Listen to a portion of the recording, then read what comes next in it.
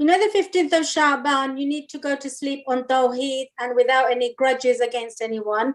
What if somebody's wronged you? Okay, somebody wronged you. There's two types of it. Is either they wronged you in a way which is yani like personal issues, dunya wise.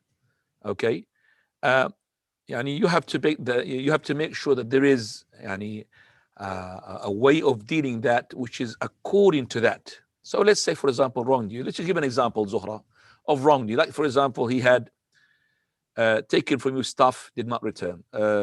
Borrowed money from you, did not return it. Yes, wronged you. So he took money. Now, taking the money, he wronged you. And so you could just say that, I brother or sister, I mean, I want my money back.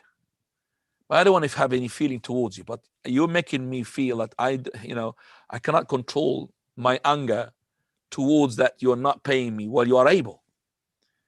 So that would at least settle the bits, which is to do that I don't have hatred towards you, but towards your actions.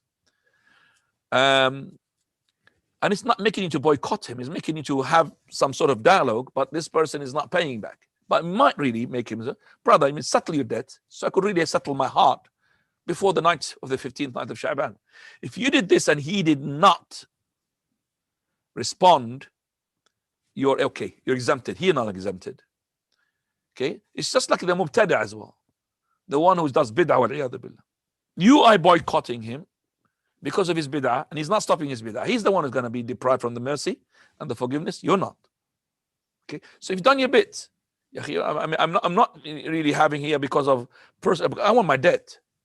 Okay, I want my debt. Whether it's my debt is the money, my debt is my honor, the debt because he slapped me, or whatever he did. No.